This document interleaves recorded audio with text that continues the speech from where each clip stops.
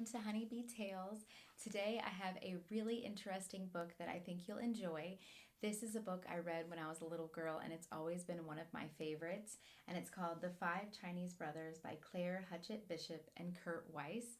And it's about one of the brothers who gets in trouble for something that really isn't his fault. And then him and his brothers are able to get out of getting their punishment because of a special talent that each one has. So I love at the beginning, it has a picture of all of the brothers.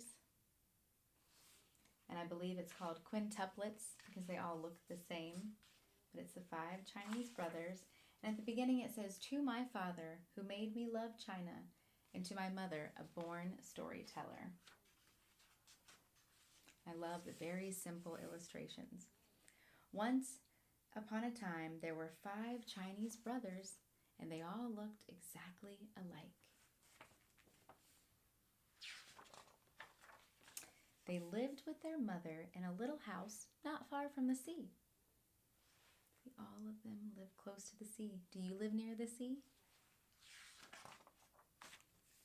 The first Chinese brother could swallow the sea. Wait, what? Yeah, the first Chinese brother could swallow the entire sea. The second Chinese brother had an iron neck. What? The third Chinese brother could stretch and stretch and stretch his legs. The fourth Chinese brother could not be burned. And the fifth Chinese brother could hold his breath indefinitely. Wow, these brothers are talented. So if the first Chinese brother can swallow the sea, what do you think he likes to do? Every morning, the first Chinese brother would go fishing, of course. And whatever the weather, he would come back to the village with beautiful and rare fish, which he had caught and could sell at the market for a very good price.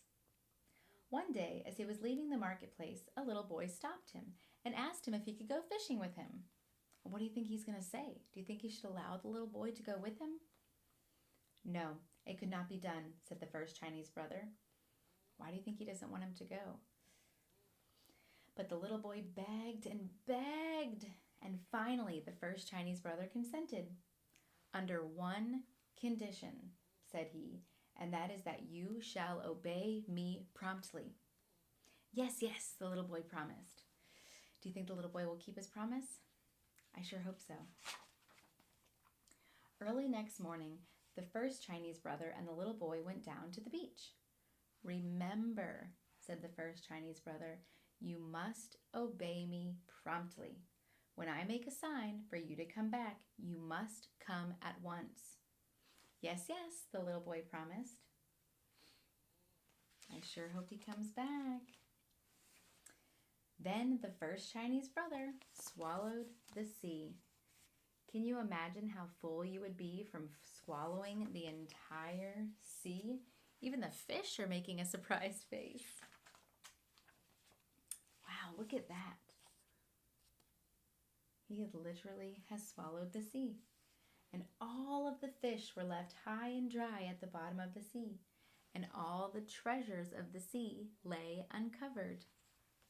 The little boy was delighted. I mean, who wouldn't be, to see the bottom of the sea and everything that's there? He ran here and there, stuffing his pockets with strange pebbles, extraordinary shells, and fantastic algae. I mean, so much together. Oh, look at his face. He's holding that sea for quite some time. Near the shore, the first Chinese brother gathered some fish while he kept holding the sea in his mouth. Presently, he grew tired. It is very hard to hold the sea, I can only imagine. So he made a sign with his hand for the little boy to come back. He's like, please, come back, come back, come back. The little boy saw him, but paid no attention. Oh no. Oh, look at his face. He's really, really struggling right now. Oh, the first Chinese brother made great movements with his arms, and that meant, come back, please. But did the little boy care? Not a bit, and he ran further away. Then the first Chinese brother felt the sea swelling inside him, and he made desperate measures to call the little boy back. But the little boy made faces at him and fled as fast as he could. Oh no, that little boy should listen because he promised that he would obey, right? Well, what do you think had to happen? The first Chinese brother held the sea until he thought he was going to burst. All of a sudden, the sea forced its way out of his mouth, went back to its bed, and the little boy disappeared. Oh no, he didn't follow what he was supposed to do. So now he's going to get in trouble. When the first Chinese brother returned to the village alone, he was arrested, put in prison, tried, and condemned to have his head cut off. Oh my goodness! On the morning of the execution, he said to the judge, "Your Honor, will you allow me to go and bid my mother goodbye?" "It is only fair," said the judge. So the first Chinese brother went home, and the second Chinese brother came back in his place. Now, do you remember what special talent the second Chinese brother had? All of the people are lined up. All the people were assembled on the village square to witness the execution. The executioner took his sword and struck a mighty blow. What do you think is going to happen? But the second Chinese brother got up and smiled. He was the one with the iron neck, and they simply could not cut his head off. Smart thinking on the brothers, wasn't it? Everybody was angry, and they decided that he should be drowned. So now, what do you think they're going to do? Even he's got a very surprised face. On the morning of the execution, the second Chinese brother said to the judge, "Your Honor, will you allow me to go and bid my mother goodbye?" "It is only fair," said the judge. So the second Chinese brother went home, and the third Chinese brother came back in his place. He was pushed on a boat which made for the open sea. And do you remember what the third Chinese brother's special talent was? When they were far out on the ocean, the third Chinese brother was thrown overboard. Oh my goodness, what do you think is going to happen? Ooh. Look, he's the one that could stretch his legs. But he began to stretch and stretch and stretch his legs way down to the bottom of the sea. The little crabs are like, "Hey, I'm going to pinch your legs." And all the time, his smiling face was bobbing up and down on the crest of the waves. He simply could not be drowned. Everybody was very angry, and they all decided that he should be burned. Now, do you think what's going to happen?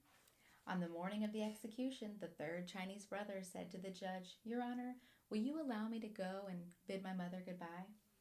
"It is only fair," said the judge. So the third Chinese brother went home, and the fourth Chinese brother came back in his place. He was tied up to a stake. Fire was set to it, and all the people stood around watching it. In the midst of the flames, they heard him say, "This is quite pleasant." "Bring some more wood," the people cried. The fire roared higher. "Now it is quite comfortable," said the fourth Chinese brother, for he was the one who could not be burned. Everybody was getting more and more angry every minute, and so they all decided to smother him. So do you remember what the fifth Chinese brother could do? Now this is one of the silliest parts of the story, I think. On the morning of the execution, the fourth Chinese brother said to the judge, "Your Honor, will you allow me to go and bid my mother goodbye?" "It is only fair," said the judge. So the fourth Chinese brother went home, and the fifth Chinese brother came back in his place. Now this is where it gets silly. A large brick oven had been built on the village square, and it had been stuffed with whipped cream. What? The fifth Chinese brother was shoveled into the oven right in the middle of the cream. The door was shut tight, and everybody sat around and waited. What do you think is going to happen? I think I would eat that whipped cream, don't you? They were not going to be tricked again, so they stayed there all night and even a little after dawn just to make sure.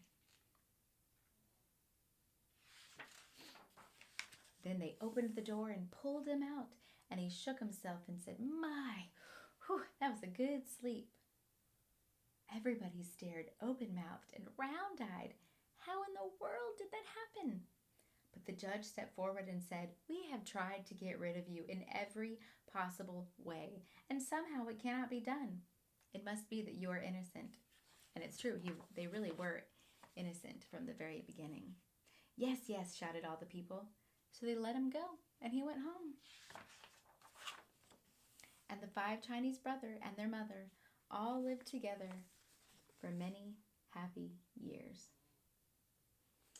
So I hope that you enjoyed this story, because it's a story that I've loved since I was a little girl.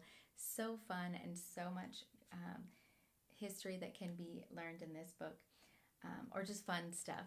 But The 5 Chinese Brothers by Claire Huchet Bishop and Kurt Weiss. Such a great story to share, and I hope that you enjoyed watching this edition of Honeybee Tales.